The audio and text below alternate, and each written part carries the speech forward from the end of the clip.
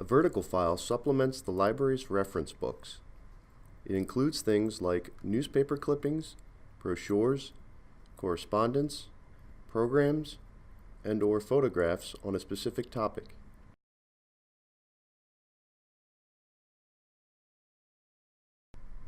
Our first story comes from the March 8, 1998 edition of the Press Plus. In the article, The Tracks of History, Eileen Bennett relates a story from the Underground Railroad that was recorded by William Still. It begins with a group of slaves attempting to cross the Delaware Bay to freedom. Before they can leave the Delaware side, they are attacked by a group of white men in a boat. The runaways manage to escape, but not without injury. They rowed across the bay and reached a small island where The next day they encountered an oyster boat not far from Cape May Lighthouse. Desperate, they approached the boat's captain, who offered to take them to Philadelphia. They gladly paid the man, who then delivered them to Philadelphia and to freedom.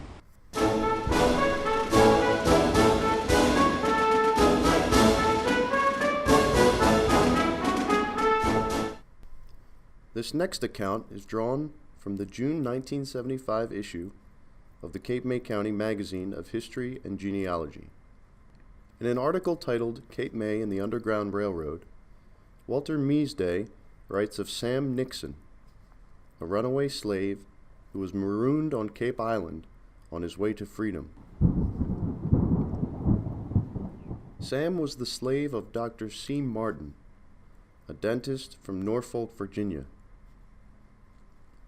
Dr. Martin taught Sam dentistry, a skill that would enable him to assume the alias Dr. Thomas Bain. Under this assumed name, and with 3 other slaves, Sam sought to escape from Virginia.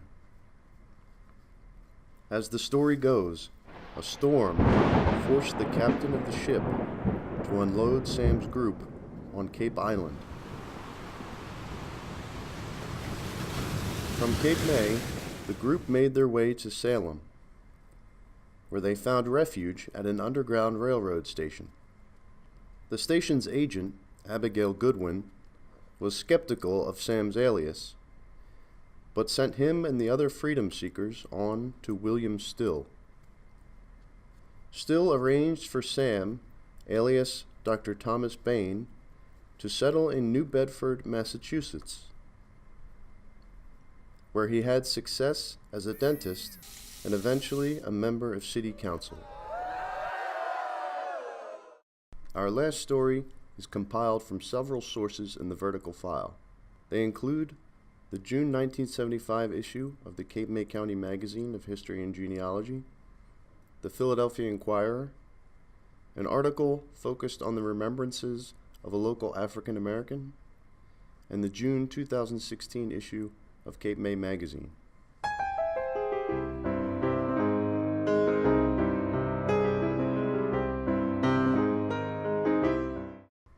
From these sources comes the story of Harriet Tubman in Cape May.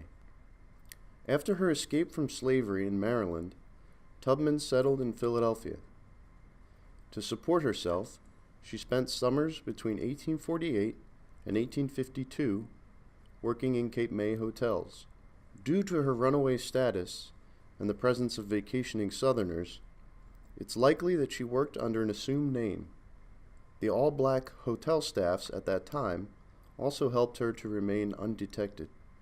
Several sources suggest that she worked in the kitchen as a cook, taking the daily steamer back to Philadelphia at the end of her workdays. While in Philadelphia, Tubman visited Independence Hall, where she was introduced to William Still, the famous Underground Railroad conductor.